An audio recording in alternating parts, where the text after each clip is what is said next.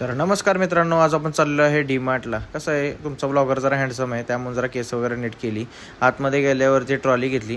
Trolley घेऊन आपण निघालो तांदूळ. आपल्याला तांदूळ घ्यायचे होते, त्यातलं आपल्याला इतकं काय कळत नाही, म्हणून बहीण घेत होती. मी पण थोडा ट्राय केला. बहीण म्हटली गप बस, अजिबात ट्राय करू नको, दिलेलं सामान फक्त पॅक करून आणायचं, इतकंच तुझं काम आहे, एवढंच काम तू काम कर. बाकी यांचं सगळं चालू असताना मी आपलं इकडे तिकडे बघत काहीतरी घेत होतो. मी म्हटलं हे घ्यायचं का ते घ्यायचं का, बहीण म्हटली नो नो. मग मी शांत बसलो आणि नूडल्स घेतल्या. आपल्याला एक सुद्धा परफ्यूम पसंत नाही पडत आहे, सगळ्यांचा वास तर भंगाराचा आहे. मग आम्ही परफ्यूम स्किप करून ट्रॉली घेऊन पुढे निघालो. मी तर काहीच नाही घेतलं डी-मार्टमधनं, फक्त फिरतोच आहे.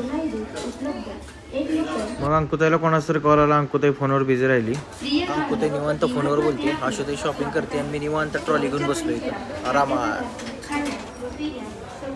अंकुताई तुला टॉप पाहिजे का? 199चा टॉप फ्रीमध्ये देतो. नको, फ्री आहे आजच्यासाठी ऑफर आहे. अंकुताईला ऑफर देऊन पण अंकुताई नाही म्हटली, कारण ती म्हटली मी 199चे टॉप घालत नाही अजिबात. ही लोक